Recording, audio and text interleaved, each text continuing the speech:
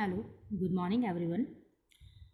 Today's our topic is Frederick Winslow Taylor's Principle of Scientific Management. So let's start. Frederick Winslow Taylor was an American mechanical engineer and an important contributor in classical thoughts. We know that. આપણે જો last લેક્ચર્સમાં કે classical થોટ્સમાં જે છે important role play કરે છે F W. Taylor. In the starting phase, he joined as an apprentice in a factory. Apprentice in a factory means કે માની લો કે આપણે શું કહેવાય ફોર ધ ટ્રેનિંગ માટે ફોર ધ એક્સપિરિયન્સ માટે આપણે વર્ક્સ કરીએ ને જોબ કરીએ ને આપણે કામ કરીએ ને તો એ એપ્રેન્ટાઇઝનું મિનિંગ એ થાય છે કે ટ્રેનિંગ માટે ફોર અ સર્ટેન એક્સપિરિયન્સ લેવા માટે આપણે વર્ક્સ કરીએ તો એઝ અ એપ્રેન્ટાઇઝ તરીકે ફેક્ટરીમાં જોઈન થયા. After contributing in various company he become a manager in a Bethlehem steel કંપનીઝમાં કે બહુ બધું work after that Bethlehem company સ્ટીલમાં એ શું હતા become a manager. During this period F W. Taylor first time presented principle of scientific management and hence he is known as a father of scientific management. કે during first time એમ કે principal scientific management જે છે એ present કર્યો તો Frederick Taylor જે છે એને શું કહેવાય father of scientific management. Underline for the MCQ who is known as a father of scientific management. તો Frederick Taylor father of scientific management. Understood? Any business unit, normally two classes are important. First, owners and second, workers. Owner means managers whose main purpose in optimization of profit and wealth, while employees are interested in higher wages and job satisfaction. કે managers ઓનર્સનો main purpose શું હોય છે કે પોતાની જે profit જે છે એ maximum કરવાનો એટલે ઓપ્ટિમમ કરવાનો અને વેલ્થ જે છે વેલ્થ મીન અસેટ જે છે એની સ્ટ્રક્ચર છે એનું બિલ્ડિંગ જે છે લાઇક અસેટ્સ તો એનું ઇન્ક્રીઝ કરવાનું છે. તો ઓનર્સનો મેઇન એમ એ હોય છે. વેરસ કે જ્યારે એમ્પ્લોઈઝ જે છે એનું શું એમ હોય છે પર્પસ છે job satisfaction and higher veggies કે અકોર્ડિંગ ટુ ધી એને મોટિવેશનલ જે છે વેજ રેટ એટલે કે વેજીસ જે છે તો એને કમ્પેન્સેશન મીન્સ કે હા વેજીસ જે છે એ હાયર વેજીસને મળવું જોઈએ એન્ડ જોબ સેટિસ્ફેક્શન એટલે અકોર્ડિંગ ટુ ધી અધર એલોવન્સ પણ એને મળવા જોઈએ. સુટેબલ એટમોસ્ફિયર પણ એને પ્રોવાઈડ થવું જોઈએ. એટલે ઓનર્સને મેઇન પર્પઝ છે optimisation of profit and wealth whereas એમ્પ્લોઈઝની ઇન્ટરેસ્ટ છે એ વેજીસમાં એન્ડ જોબ સેટિસ્ફેક્શનમાં. As a result conflict arising in the maintaining harmony between the two groups. તો ત્યારે શું થાય છે તો આ બંને ગ્રુપ કે ઓનર્સ એન્ડ વર્કર્સો તો એ બંને ગ્રુપમાં આ જે કન્સિસ્ટન્સી જે છે એ મેન્ટેન કરવી થોડી એક ડિફિકલ્ટ થઈ જાય છે. ત્યારે શું થાય એમાં ડિફિકલ્ટ થઈ જાય મેન્ટેન કરવું ત્યારે એમાં કન્ફ્લિક્ટ અરાઇઝિસ થાય છે. F W. Taylor challenge to this traditional method and started to develop a new methods. તો આ જે છે એ ટ્રેડિશનલ મેથડ હતી તો હવે એફ.ડબલ્યુ. ટેલર શું કહે છે develop a new method that means કે scientific method scientific approach. Workers were asked to do work as per order in traditional method કે ટ્રેડિશનલ મેથડમાં શું હતું કે જેવું એ લોકોને કહેવામાં આવે ઓનર્સ કે એવું એ લોકો વર્ક્સ કરે તો એને શું કહેવાય તો એ જે છે એ ટ્રેડિશનલ મેથડમાં શું હતું કે જેવું લોકો કહે તે લોકો વર્ક્સ કરે છે તો તેને શું કહેવાય this is called rule of thumb. Rule of thumb જે છે ફોર ધી 1 or 2 માર્ક્સમાં પૂછાઈ શકે બરાબર કે what is rule of થમ. There was no voice of workers. Dominance of owners increased. And this time, Taylor presented new concept with a scientific approach instead of rule of thumb, which is called as a scientific management. So, what is rule of thumb? So, rule of thumb means કે owners જે છે તો owners they give the work and workers there is a no independent voice of there is no independent voice and it is a totally depends on the owners and dominance of workers increase. Dominance means કે એક authority એક governance જે છે એ લોકોની authority જે છે એ ઓનર્સની વધારે હોય એટલે ઓનર્સની ઓથોરિટી વધારે હોય એટલે કે જે એ લોકો કહે એ જ લોકો વર્કર્સ કરે જ્યારે વર્કર્સનો જે વ્યૂ ઓફ થિંકિંગ જે છે રાઈટ કે their view of thinking can not represent in the front of owners કે પોતાના વ્યૂ જે છે એ પ્રેઝન્ટ નહીં કરી શકતા હતા. There is no independent voice of workers તો એને શું કહેવાય રૂલ ઓફ થમ. ત્યારે એફ ડબલ્યુ ટેલરે શું કર્યું કે રૂલ ઓફ થમ્બના પ્લેસમાં સાયન્ટિફિક અપ્રોચ જે છે એ પ્રેઝન્ટ કર્યો. તો એને શું કહેવાય એને શું કહેવાય સાયન્ટિફિક મેનેજમેન્ટ. કે what is rule of thumb? તો રૂલ ઓફ થમ્બ મીન્સ કે there is no independent voice of the workers, dominance of owners increase, their view of thinking cannot presented in the front of owners કે પોતાનો independent voice નહીં હતો, તો એને rule of thumb કહેવાય. એટલે rule of થમ્બના પ્લેસમેન્ટમાં કે જે ટ્રેડિશનલ મેથડથી એમ કે ચાલી આવતો છે, રનિંગ થતો છે, તો એ એફ.ડબલ્યુ. ટેલરે પોતાનો ન્યૂ કોન્સેપ્ટ જે છે એ પ્રેઝન્ટ કર્યો. And the new concept is a scientific approach, કે જેને આપણે કહીએ છીએ scientific management. First meaning and definition છે. તો what is scientific management A for the 2 marks અને ફોર ધી 1 માર્ક્સમાં પૂછાય છે કે વોટ ઇઝ સાયન્ટિફિક મેનેજમેન્ટ. જો 2 માર્કમાં પૂછાય તો મિનિંગ એન્ડ ડેફિનેશન્સ તમારે બંને લખવા પડશે. આટલું મિનિંગ એન્ડ ડેફિનેશન જે છે એ તમારે બંને લખવાના, બરાબર. જો 1 માર્કમાં પૂછાય તમારે તો મિનિંગ એન્ડ ડેફિનેશન્સમાંથી કોઈ બી એની વન ઓફ ધેમ, રાઈટ. તો scientific management is a mental revolution on the part of particular units of employee in factory, and it is a totally mental evolution towards their task, duties, colleagues and honors. First of all, what is mental evolution? What is mental evolution? So mental evolution is a change in a thinking both on the part of owners and workers. કે બંને mental evolution આપણે સીધી લેંગ્વેજમાં કહીએ ને કે જ્યાં આપણે ફેક્ટરીમાં કે કંઈ પણ કશે વર્ક કરતા હોઈએ ત્યાં મેન્ટલ સ્ટ્રેસ વધારે નહીં હોવો જોઈએ. જો મેન્ટલ સ્ટ્રેસ હોય તો we can not do properly, efficiently આપણે વર્ક્સ કરી નહીં શકીએ. એટલે કે સાયન્ટિફિક મેનેજમેન્ટના with the help of the scientific management through આપણો જેમ કે આપણે કામ કરીએ તો મેન્ટલ જે સ્ટ્રેસ જે છે એ રિડ્યુસ કરી શકીએ. મેન્ટલ સ્ટ્રેસ વધારે નહીં હોય. જો મેન્ટલ સ્ટ્રેસ વધારે હોય તો we can not properly do it any work. એટલે મેન્ટલ રિવોલ્યુશન જે scientific management is a mental revolution છે કે જેથી આપણે એમ કે આપણા ટાસ્ક જે છે, આપણા વર્ક્સ છે, આપણી ડ્યુટીઝ છે, કલીગ સાથે આપણે હાર્મોની જે છે, કોર્ડિનેશન મેન્ટેન કરી શકીએ with the help of scientific management. Clear? Next definition. Taylor defined the scientific management as a knowing exactly what you want your man to do and then see to it that they do it in the best and cheapest way. Taylor શું કહે છે? Scientific management means કે knowing exactly કે તમે તમારા માણસો પાસે શું એમ કે વર્ક કરાવવા માંગો છો, તો એ ડિસાઇડ થઈ ગયું. એમ ડિસાઇડ કરવાનો કે તમારા એમ કે માણસો પાસે તમે શું એમ કે એક્સપેક્ટેશન્સ રાખો છો અને એ એક્સપેક્ટેશન્સના ફૂલફિલ કરવા માટે જે માણસો જે છે, મેન જે છે એ સર્ટેન એમ કે વેમાં એન્ડ ચીપેસ્ટ વે, સર્ટેન વેમાં એન્ડ ચીપેસ્ટ વેમાં, દેટ મીન્સ કે મિનિમમ એક્સપેન્સીસમાં વર્ક્સ એ કેવું કરે તો તે જોવું, ટુ સી, તે જોવું, that is a scientific management. Scientific management means કે તમારા માણસો પાસે કેવું તમે વર્ક કરવા માંગો છો અને અકોર્ડિંગ ટુ દેટ એ બેસ્ટ વેમાં and cheapest way, that means કે મિનિમમ એક્સપેન્સીસમાં એ વર્ક કરે છે કે નહીં એ જોવું, એટલે scientific management. Understood? Since Frederick Taylor himself was an engineer, he found that till the workers will not get the higher and motivated wage rate, they will not work efficiently. કે જ્યાં સુધી ફેડરિક એમ કહે છે કે જ્યાં સુધી વર્કર્સને higher veggies નહીં મળે ત્યાં સુધી એ વર્ક જે છે એફિશિયન્ટલી નહીં કરી શકે. ઓબ્વિયસલી કે જ્યાં આપણે આપણા વર્ક રિલેટેડ આપણે જે છે વેજ નહીં મળતું હોય ત્યાં આપણે વર્ક સારી રીતે નહીં કરી શકીએ, એફિશિયન્ટલી આપણે પરફોર્મ જે છે નહીં કરી શકીએ. Without the getting work done in the traditional way to get higher productivity, scientific method should be used to have a lower production cost. કે આપણે એમ કે ટ્રેડિશનલ મેથડના જેમ એમ કે આપણે વેજ જે છે એ ફોલો નથી કરવાનો. ટ્રેડિશનલ મેથડમાં એવું હતું કે જે એ લોકો ઓનર્સ આપે તે વર્કર્સ લઈ લે, એટલે ટ્રેડિશનલ મેથડમાં ના જેમ આપણે વર્ક્સ નથી કરવાનો, બટ આપણે એમ કે હાયર પ્રોડક્ટિવિટી કરવા માટે we should use to scientific methods કે જેથી આપણે આપણી પ્રોડક્શન કોસ્ટ જે છે એ લો કરી શકીએ and two get a higher productivity, right.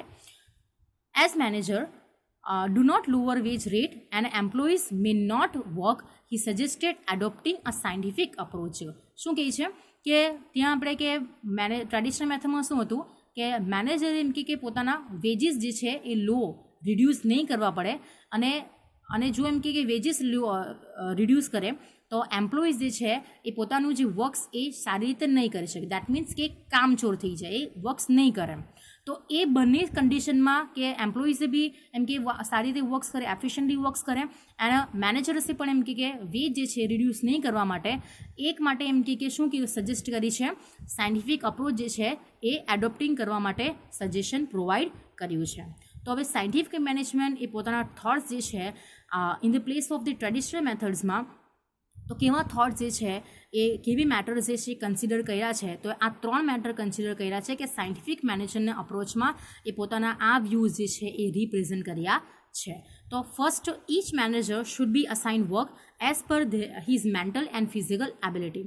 કે ઈચ એન્ડ એવરી વર્કર્સને એવી રીતે વર્ક અસાઇન કરવાનું કેવી according to the mental and physical ability, કે મેન્ટલ એન્ડ ફિઝિકલ હેલ્થ જે છે એની એબિલિટી જે છે એની કેટેગરી વાઇઝ એને વર્ક અસાઇન કરવાનું. અસાઇન મીન્સ ડિસ્ટ્રીબ્યુશન કરવાનું, કે મેનેજરનું વર્ક આપણે મેનેજરનું વર્ક જે છે એ આપણે વર્કર્સને આપણે અસાઇન નહીં કરી શકીએ, અને વર્કર્સનું જે વર્ક જે છે એ આપણે મેનેજર્સને અસાઇન નહીં કરી શકીએ. એટલે capability wise, ability wise, educational wise આપણે જે છે વર્ક ડિસ્ટ્રીબ્યુશન કરવાનું. તો એ સાયન્ટિફિક મેનેજમેન્ટના જે છે થોટ્સમાં પ્રેઝન્ટેડ થયું છે. Second, each workers should be instructed to perform the maximum work as per the category. કે પોતાની કેટેગરીના અકોર્ડિંગ ટુ ધ કેટેગરીને વાઇઝ આપણે મેક્સિમમ એમ કે વર્ક જે છે એ પરફોર્મ જે છે કરવું જોઈએ. બરાબર, કે જેથી આપણે શું કરી શકીએ કે each workers doing efficient work rapidly should be paid more wages that is more than 30% to 100%. કે આપણે મેક્સિમમ વર્ક આપણે કહેવા માટે કીધું છે, ઇન્સ્ટ્રક્શન આપ્યું છે કે આપણે આપણા કેટેગરીના વાઇઝ આપણે મેક્સિમમ આપણે વર્ક જે છે, ટાસ્ક જે છે એ પરફોર્મ કરવું જોઈએ. તેથી આપણે શું થાય કે એફિશિયન્ટલી વર્ક કરીએ, રેપિડલી મીન્સ કે સ્પીડી વર્ક કરીએ, તો આપણે જે વેજીસના, આપણા વેજીસના, એટલે કે જે આપણે નોર્મલ આપણે વેજીસ પે થતા છે, તો એ વેજીસના મોર દેન 30% ટુ 100%, કે એ વેજીસના 30% થી 100% આપણે વધારે વેજીસ એ લોકો પ્રોવાઈડ કરે. જો if we can do it the work efficiently and rapidly, so they can provide to paid a wages that is more than 30% to 100% આપણે પ્રોવાઈડ કરશે. Right, understood? Then next topic is techniques of principle of scientific management for the 3 marks. And what is time study, what is motion study, what is differential wage rate system. તો આ જે system જે છે 1 or 2 માર્ક્સમાં separately ask પૂછાઈ શકે. બરાબર, તો આપણે ફર્સ્ટ જોઈએ કે techniques of principle of scientific management. તો there are the 3 techniques of management. First, time study, motion study, and third, differential wage rate systems. Time study અને મોશન સ્ટડી ઇન લાસ્ટ લેક્ચરમાં આપણે થોડું ડિસ્કશન કર્યું હતું scientific મેનેજમેન્ટમાં. But now we discuss in deep. First of all, what is time study? તો time study means scientific study being done for time required to complete certain part of task. કે time study means કે for the certain task જે four the certain work જે છે perform કરવા માટે how much time required, કે આપણે કેટલો ટાઈમ લાગશે, તો એનું સ્ટડી એટલે કે ટાઈમ સ્ટડી. કે એક કામ કરવા માટે આટલો ફોર ધી સર્ટેન પર્ટિક્યુલર ટાઈમને પર્ટિક્યુલર વર્ક્સને કમ્પ્લીટ કરવા માટે કેટલો, એટલે હાઉ મચ ટાઈમ રિક્વાયર્ડ, કેટલો સમય એમ કે લાગે, ટાઈમ લાગે, તો એનું સાયન્ટિફિકલી સ્ટડી આપણે કરીએ છીએ, તો એને શું કહેવાય? Time study. Whatever time is decided to finish this work in normal circumstances is called a standard time. શું કહે છે કે ફોર ધ સર્ટેન એમ કે task, for the certain works માટે નોર્મલી જે ટાઈમ એમ કે ડિસાઇડેડ થઈ ગયેલો હોય, તો એને શું કહેવાય? Standard time. ફોર એક્ઝામ્પલ તરીકે આપણે લઈએ કે તમારા એક્ઝામમાં 3 hours જે છે એ ડિસાઇડેડ છે કે 3 કલાકમાં તમારે પેપર કમ્પ્લીટ કરવાનું જ છે, એટલે એ ટાઈમ જે ડિસાઇડ થયેલો હોય એને સ્ટાન્ડર્ડ ટાઈમ કહેવાય. કે ફોર ધ સર્ટેન વર્ક્સ કરવા માટે સર્ટેન ટાઈમ જે છે ડિસાઇડ થઈ ગયેલો હોય, તો એને શું કહેવાય? Standard time. As per the tailor, a task should be finished in a prescribed time and it's carefully studied in a time study માં. કે ટેલર શું કહે છે કે પર્ટિક્યુલર વર્ક્સ માટે પર્ટિક્યુલર ટાઈમ જે છે એ ડિસાઇડ થઈ ગયેલો હોય and it's a carefully study, કે એનું આપણે અટેન્શન રાખવાનું છે કેરફુલી, કે આટલા ટાઈમમાં આટલું જે છે work for the particular works જે આપણે ડિસ્ટ્રીબ્યુટ કર્યું છે એટલું આપણે કમ્પ્લીશન થઈ જવું જોઈએ. Time study is a useful for the making optimum use of production achievements and achieving the aim timely. કે ટાઈમ સ્ટડી મીન્સ વોટ છે કે મીન્સ કે આપણે ઓપોર્ચ્યુનિટી ગ્રેપ કરવી હોય કે ગોલ્સ અચીવ કરવા હોય તો ટાઈમ ટુ ટાઈમ આપણે એક અચીવ કરી શકીએ with the help of the time study. કે મીન્સ આપણે કહીએ ને કે જો આપણે ટાઈમની કદર નહીં કરીએ તો ટાઈમ જે છે એ આપણી કદર નહીં કરે. એટલે ઓપોર્ચ્યુનિટી આપણે ગ્રેબ કરવી હોય તો આપણે ડિસિશન્સ જો ટાઈમલી નહીં લેવાય તો આપણે ડિસિશન્સ જો આપણે ટાઈમ લેવાય તો આપણે ગોલ જે છે એ ટાઈમ ટુ ટાઈમ અચીવ નહીં કરી શકીએ. એટલે પ્રોપર વેમાં આપણે ટાઈમ ટુ ટાઈમ વર્ક્સ કરવા માટે ટાઈમ સ્ટડી જે છે is a required. Understood? Now second, motion study. Motion study means method of removing the wastage of resources due to the unnecessary and unproductive movements of man and material. કે જે ઇન્ડસ્ટ્રીમાં main અને મટીરિયલમાં કે જે બહુ અનનેસરી અને અનપ્રોડક્ટિવિટી જે બધી મુવમેન્ટ થાય છે કે ઇન્ડસ્ટ્રીમાં કે ગમે તેમ એમ કે રિસોર્સિસનું વેસ્ટેજ થાય છે તો એ બધી મુવમેન્ટ્સ પર જે એમ કે સ્ટડી કરવામાં આવે કે અને એ મુવમેન્ટ પર સ્ટડી કરવામાં આવે અને એ સ્ટડીના વાઇઝ કે આપણે રિસોર્સિસનો વેસ્ટેજ થાય છે તો એને પ્રિવેન્ટ કરી શકીએ, સ્ટોપ કરી શકીએ, રિમૂવ કરી શકીએ તો એ આપણે ખબર પડે છે મોશન સ્ટડીમાં કે how can we solve it with removing the wastage. કે આપણે વેસ્ટેજ કેવી રીતે કરી શકીએ કે અનનેસરી જે અનપ્રોડક્ટિવિટી જે મુવમેન્ટ થાય છે ઇન્ડસ્ટ્રીમાં કે બિઝનેસમાં તો આપણે કેવી રીતે આપણે કે રિમૂવ કરી શકીએ તો આપણે કન્ટિન્યુઅસલી મોશન સ્ટડી જે છે કરીએ તો આપણને ખબર પડે. If carefully study is made when workers is doing movement at the time of working, then it is industry fatigue of workers can be removed by removing the wrong process of movement and productivity can be increased. કે workers જે છે એ work કરે તો એના પર એમ કે means motion study સિમ્પલીમાં આપણે normally આપણે કહી શકીએ કે મોશન સ્ટડી એટલે કે વર્કર્સ જે વર્ક કરે મીન્સ કે જે બધી મૂવમેન્ટ કરે તો એના પર સ્ટડી કરે લોકો કે રાઇટ વેમાં જાય છે કે નહીં, પ્રોપર પ્રોડક્શન કરે છે કે નહીં, વેસ્ટેજ તો નથી કરતો રિસોર્સિસનો. તો આ બધી મૂવમેન્ટ પર સ્ટડી કરે તો એને મોશન સ્ટડી કહેવાય. શું કહેવાય? Motion study. કે જેથી આપણે ઇન્ડસ્ટ્રીયલ ફેટિગ્યુ જે છે, ફેટિગ્યુ મીન્સ કે ટાયર્ડ કે એમ્પ્લોઈઝને થાક નહીં લાગવો જોઈએ એન્ડ જે વેસ્ટેજ થતું છે કે જે રોંગ વેમાં એ લોકો જાય છે તે આપણે સ્ટોપ કરી દેવાના અને રાઇટ વેમાં પ્રોપર ડિરેક્શન્સ પ્રોવાઈડ કરવાનું કે જેથી આપણી પ્રોડક્ટિવિટી જે છે એ આપણે ઇન્ક્રીઝ કરી શકાય અને આ રિસોર્સિસનો વેસ્ટેજ જે થતો છે એ તે આપણે એને રિમૂવ કરી શકાય. એટલે કે સિમ્પલીમાં એટલું યાદ રાખવાનું કે મોશન સ્ટડી મીન્સ કે વર્કર્સ જે વર્ક કરે છે કે જે મુવમેન્ટ કરે છે એના પર આપણે સ્ટડી કરવાની કે રાઇટ વેમાં જાય કે નહીં, પ્રોડક્શન પ્રોપર કરે છે કે નહીં, વેસ્ટેજ તો નથી કરતો. એટલે બધી જ મુવમેન્ટ પર આપણે અટેન્શન આપો, બધી જ મુવમેન્ટની આપણે સ્ટડી કરીએ તો એનું શું કહેવાય? Motion study. Understood? Now third one is differential wage rate study. Differential wage study is it છે કે differential wage rate study means wage given through wage related motivation based on time of work to workers. કે આમાં કે according to the work કે જેટલો worker જે છે કે જેટલો ટાઈમ એ વર્ક કરે અકોર્ડિંગ ટુ દેટ એને વેજીસ પ્રોવાઈડ કરવામાં આવે. એટલે જ તો નામ છે એનું ડિફરન્ટિયલ વેજ રેટ સિસ્ટમ. કોઈ 8 કામ કરે, કોઈ પાર્ટ ટાઈમ કરે, કોઈ હાફ ટાઈમ કરે, કોઈ ફૂલ ટાઈમ કરે તો એટલે ટાઈમ અકોર્ડિંગ ટુ ધી વર્કર્સને વેજ જે છે એ પ્રોવાઈડ કરવામાં આવે છે. Time according to time based પર કે જેટલું વર્ક કરે ટાઈમ કરે એટલા ટાઈમમાં એનું વેજીસ પ્રોવાઈડ કરે according to the time. Federal Taylor favors his this motivational wage method. Each worker working in factory have a different work efficiency. We know that કે બધાની કેપેસિટી સરખી નહીં હોય, બધાની એબિલિટી સરખી નહીં હોય, બરાબર? એટલે કે વર્ક એફિશિયન્સી ડિફરન્ટ પર્સન્સને ડિફરન્ટ હોય છે. Considering this factor, efficient workers should get more wages and workers having less efficiency should get lower wage in the terms of the more productions. કે આપણે ખબર પડી કે જે એમ કે એફિશિયન્ટલી વર્ક કરે અને વધારે પ્રોડક્શન કરે તો એને મોર વેજ જે છે પ્રોવાઈડ કરવામાં આવે અને ધોઝ વર્કર્સ કે whose work less efficiently and less productivity હોય, પ્રોડક્શન ઓછું કરે અને efficiency they can use the less efficiency તો they should get a lower wage rate.